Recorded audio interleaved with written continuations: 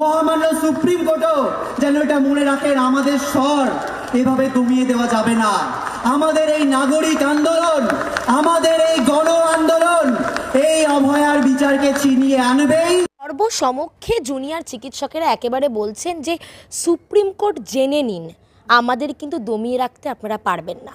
এটাকে কোনোভাবেই যে সুপ্রিম কোর্টের বিরুদ্ধে এইভাবে কথা বলা, একেবারে চেঁচিয়ে গলা ফাটিয়ে, কোনোভাবে মনে হয় ঔদ্ধত্য? আচ্ছা, আইন আদালত তাহলে ওনারা মানেন না? আজকের দিনে দাঁড়িয়ে যদি ডাক্তারের মুখ থেকে এই কথাটা আমাদেরকে শুনতে হয়, ওনারা তো সুশিক্ষিত, মানে ওনারা তো শিক্ষা অর্জন করে সেই ডাক্তারের জায়গায় গেছে, তাই নয় কি? তাহলে একটা শিক্ষিত মানুষের মুখ থেকে কি এইসব কথা শোভা পায়? আচ্ছা, ব্যক্তিগতভাবে তোমার চ্যানেলের প্রত্যেকটা দর্শকের কাছে আমার এই প্রশ্নটা থাকবে, আপনি মনে করেন একটা শিক্ষিত মানুষ কোনো একটা পতাকাকে রাস্তার মাঝখানে জ্বালিয়ে দিতে পারে? মনে করেন কি? এই একটা প্রশ্ন থাকবে, কারণ যেই ভিডিওটা ভাইরাল হয়েছিল যেখানে স্পষ্ট একটা দলীয় পতাকা পুড়িয়ে দেওয়া হচ্ছে, তার কোনো প্রতিবাদ হয়নি।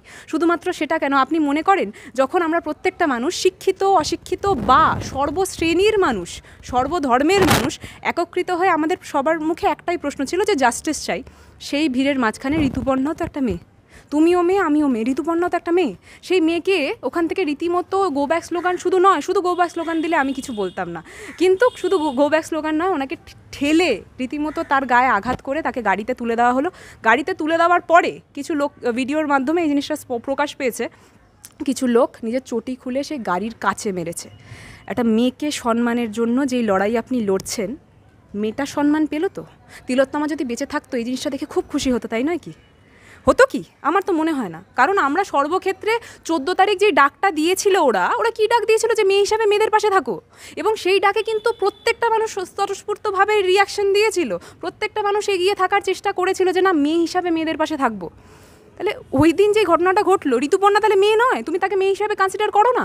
শুধুমাত্র কি সেটা? তুমি এই জিনিসটার ব্যাপারে স্পষ্ট অবগত থাকবে যে নুসরাতের একটা ফেসবুক পোস্ট নিয়ে সেটার কমেন্ট বক্সটা দেখলে ঘেন্না করে আজকের দিনে দাঁড়িয়ে। এবং সেই কমেন্ট বক্সটা দেখলে এই জিনিসটাও বোঝা যাবে কিছু লোকজনের ডিপিটা কি জানো? ডিপিটা হচ্ছে justice for RG Kar. Justice for আরজিকরটা কেন লড়েছিলাম আমরা প্রত্যেকে?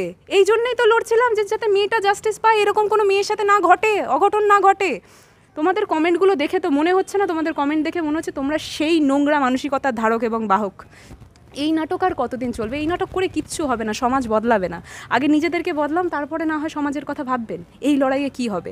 আপাতত এইমসের সিদ্ধান্তটা নিজেদের মাথায় নিন, এবং গোটা বিষয়টা আপনাদের পিছনে রাজনীতির হাত যারা, রাজনীতির আগুন যারা রুটি শেখার চেষ্টা করছে এই গোটা বিষয়ের আগুনে, তাদেরকে একটু চিহ্নিত করুন, তাদেরকে ছুঁড়ে ফেলুন, নালে কিন্তু সমাজ বদলাবে না। এটা আমার একটা বক্তব্য থাকলো সেই প্রত্যেকটা মানুষের কাছে। আমরা দেখতে পাচ্ছি একেবারে প্রাক্তন কমান্ডো এবং সমাজসেবী রাজু ঘোষ, তিনি বলছেন যে জনস্বার্থ মামলায় চিকিৎসকদের বিরুদ্ধে মামলা করতে হবে, কারণ তারা যে এই কাণ্ড বারবার ঘটাচ্ছেন তার বিরোধিতা করছেন তিনি, এবং জনস্বার্থ মামলা রুজু করতে বলছেন। কি বলবেন আপনি? যে জনস্বার্থের মামলাটার কথা তুমি বললে, এটা কিন্তু আজকের দিনে দাঁড়িয়ে হয়তো প্রয়োজন, হয়তো এই বিষয়টার ব্যাপারে আমি আলাদা করে কোনো ভাবনা চিন্তা করিনি, জানো তো, কিন্তু এটা প্রয়োজন। আমি কেন বলছি? কারণ মানুষের স্বার্থ, মানে মানুষের যেটা মূল অধিকার, সেটার মধ্যে কিন্তু চিকিৎসা ব্যবস্থা পড়ে। তো সেই চিকিৎসা ব্যবস্থা থেকে বঞ্চিত কেন করা হচ্ছে সেই সাধারণ মানুষগুলোকে বারবার একই কারণে কেন? এবং এইটা আজকের দিনে দাঁড়িয়ে প্রত্যেকটা মানুষের কাছে স্পষ্ট হয়ে দাঁড়িয়েছে। এই যে উৎসবে ফিরবো না রে বাপু, ঠিক আছে, এই জিনিসটা কে পোস্ট করেছিল? শতরূপদা পোস্ট করেছিলেন, শতরূপ ঘোষ উনি পোস্ট করেছিলেন, তার পরের দিন ওনাকে প্যান্টালুন্সে দেখা গেছে, তাই নয় কি?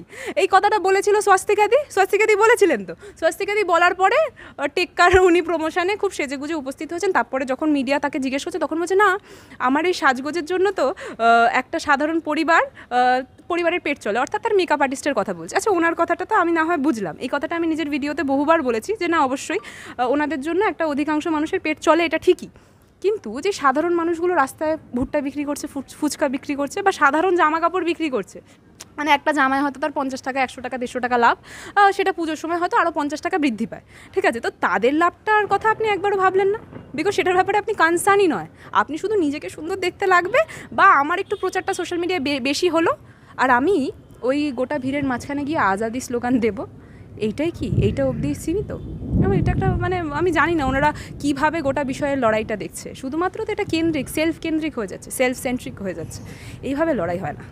শ্রীলেখা মিত্র তো বলছেন যে কিছু অভিনেত্রী রয়েছেন বা কিছু মানুষ রয়েছেন যারা একেবারে আন্দোলন করতে আসে শুধুমাত্র মুখ দেখানোর জন্য বা সুবিধাবাদী, এই কথাটা উনি ব্যবহার করছেন।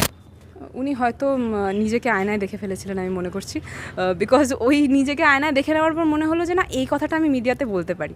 তার পরবর্তীতেই হয়তো উনি ডিসিশন নিয়েছিলেন যে না এই কথাটা যদি মিডিয়াতে বলি তাহলে কিন্তু মিডিয়া বেশ সুন্দরভাবে প্রমোট করবে। তো শ্রীলেখাদিকে আমি বলবো, দিদি তুমি যে বিষয়টা ভেবেছো বা বলেছো এটা একদমই ঠিক, এবং আমি সত্যি আজকের দিনে দাঁড়িয়ে খুশি যে তুমি কিন্তু নিজেকে দেখে একটা সেলফ রিয়েলাইজেশন করে সেই বিষয়টা বলেছো। এবং শ্রীলেখাদির এই কথার সাথে আমি পূর্ণ সহমত। আমি চাই এই কথাটা সে নিজের জন্যও বলুক এবং তার আশেপাশে যে যারা লোকজনরা আছে তাদের জন্য এই সমান বিষয়টা প্রযোজ্য করুক।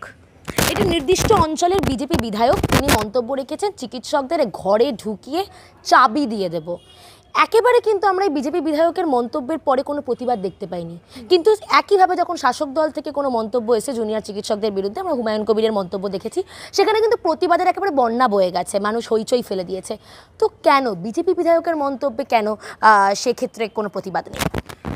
এই যখন কথাটা বললে তখন নন্দীগ্রামের কথাটা না তুললেই নয়। নন্দীগ্রামের কথা মনে আছে আশা করছি আপনাদের দর্শকদের।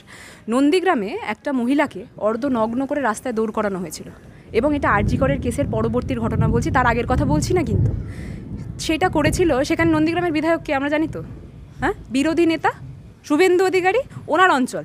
তো ওইখানে দাঁড়িয়ে ওনাকে কিন্তু কেউ কটাক্ষ করে কোনো র্যালি বার করলো না, কেউ কিন্তু ওই মহিলাটা জাস্টিসের জন্য বললো না। কেন? এতটা হিপোক্রেসি কোথায়? উনি মহিলা নয়, ঋতুপর্ণা মহিলা ছিল না?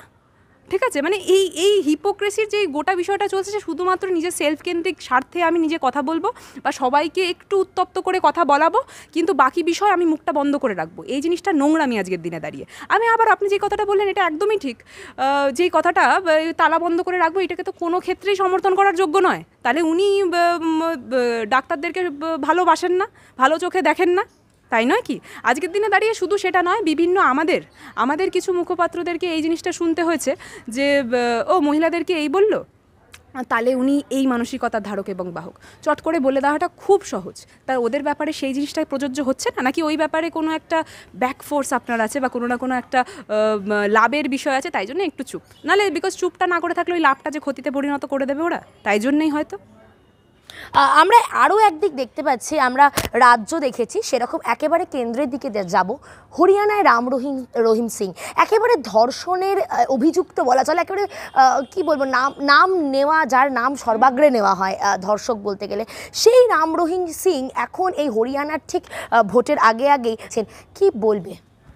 বিলকিস বানু ধর্ষকের কথা মনে আছে? তাকে কিন্তু অত্যন্ত সম্মানস্বরূপভাবে এই বিজেপির লোকজন বের করে এনেছিল।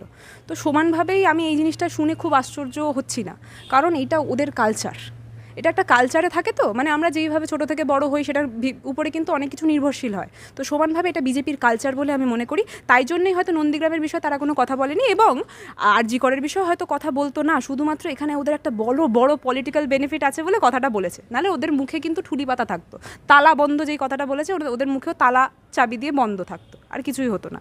তো এই বিষয়টাকে আমি সত্যি ধিক্কার জানাই। আজকের দিনে দাঁড়িয়ে রহিমের গোটা কেসটাই কিন্তু একটা কন্ট্রোভার্সিয়াল কেস, তো সেই বিষয়ে আলাদা করে আমি কোনো বক্তব্য এখানে রাখতে চাই না, কিন্তু হ্যাঁ ওদের এটা কালচার, বাস এইটুকুনি যা বলতে চাই। শতরূপ ঘোষ বলেছেন, একেবারে বাম নেতা, তিনি বলছেন যে যদি আজকে মুসলমানরা এই অভিযোগে অভিযুক্ত হতেন, ধর্ষণের অভিযোগে অভিযুক্ত হতেন, তাহলে বিজেপি সবার সামনে থাকতো আজকে বিপ্লবে। আজকে মুসলমান কোনো ধর্মের ব্যক্তি নেই বলে আজকে বিজেপিকে দেখা যাচ্ছে না। এটা খুব আশ্চর্যের বিষয় যে বাম নিজের ভাই রামকে এত প্রশ্ন করছে।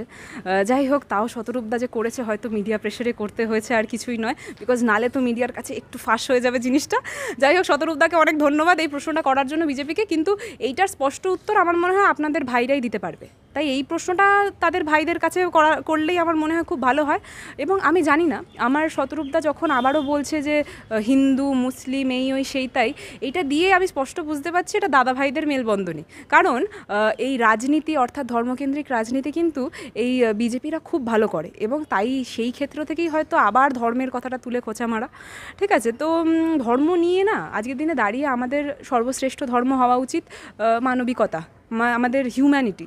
ঠিক আছে, তো সেখানে দাঁড়িয়ে সেই জিনিসটা কোনো ক্ষেত্রে যদি মানে একদম ইগনোরড হয়ে যায়, তাহলে কিন্তু কোনো ক্ষেত্রে না মানুষ হিসাবে আমরা সক্ষম হয়ে উঠতে পারবো না। তাই আমি তাদেরকে বলবো, এবং সিপিএমদের মানবিকতার ক্ষেত্রটা একদমই নেই। এটা আমি কেন বলছি, ওরা তো নিজেদেরকে গরিবের পার্টি বলে প্রমোট করে এসছে সারা জীবন, এবং এইভাবেই 34 বছর সরকারে থেকেছিল। আমি একটা কথা বলতে চাই, হাওয়াই চটি তো আমার যত সম্ভব মনে হয় যে গরিব মানুষরাই পড়ে, তাই নয় কি? তো হাওয়াই চটি নিয়ে কটাক্ষ করা হচ্ছে, অনুদান দেওয়া নিয়ে কটাক্ষ করা হচ্ছে, এটা কী কথাবার্তা? আপনি যদি নিজেদেরকে গরিবের পার্টি, গরিবের প্রতিনিধি বলেন, তাহলে গরিবদের যে ওই অনুদানটা কতটা মূল্যবান তাদের জীবনটা চলার জন্য, এই জিনিসটা আপনি ভুলে যান। মানে এই জিনিসটা কি আপনি মানে ওই স্বপ্নই আমি একটা জিনিস দেখছি, প্রকাশ্যে আরেকটা জিনিস বলতে হবে, এরকম একটা বিষয়ের মতো হয়ে যাচ্ছে। মানে আমার সত্যি লজ্জা লাগে যে এরা নিজেদেরকে প্রতিনিধি বলে, এরা হচ্ছে কিছু মানুষের প্রতিনিধি, জানো তো? মানে কিছু মানুষ তো ওদেরকে নিজেদের মাথায় বসিয়েছে, তো আমার তাদের চয়েসের উপর লজ্জা লাগে, আর কিছুই নয়। এবং বিজেপি আজকের দিনে দাঁড়িয়ে আমি আরামবাগ গেছিলাম, আরামবাগে ওখানের এমএলএ বিজেপির লোক, অর্থাৎ বিজেপির সুশান্ত ঘোষ সম্ভবত। তো উনি বলেছেন, উনি এই কথাটা ওখানে গেছিলেন, ওনার তো একটা ত্রাণ দিয়ে পাশে থাকা উচিত ছিল, তাই নয় কি? এটা তো সাধারণ মানুষ হিসেবে আমাদের প্রত্যেকেরই চাহিদা থাকে যে না, এখন প্রয়োজন মানুষদের পাশে দাঁড়ানো। উনি কিচ্ছু করেননি, উনি একটা লিস্টিং করেছিলেন, ওই লিস্টটা উনি নিয়ে গেছেন, বলেছে আমি দিয়ে যাবো। এখন ওরা ত্রাণ পায়নি, আজকের দিনে দাঁড়িয়ে বন্যার জল শুকিয়ে গেছে, ঠিক আছে? এখন ওদের ওষুধের প্রয়োজন, ওরা এখনও ত্রাণের জন্য হাত পেতে আছে ওদের কাছে।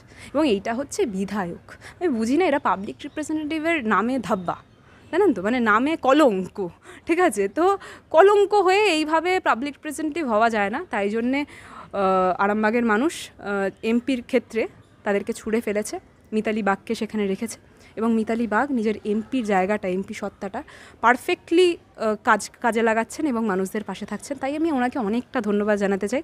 আমার দল ঠিক সিদ্ধান্ত নিয়েছিল, এইটুকুনি আমি আজকে মানে গতকাল সেই জায়গাটা দেখে আমি স্পষ্ট হয়েছি। একটা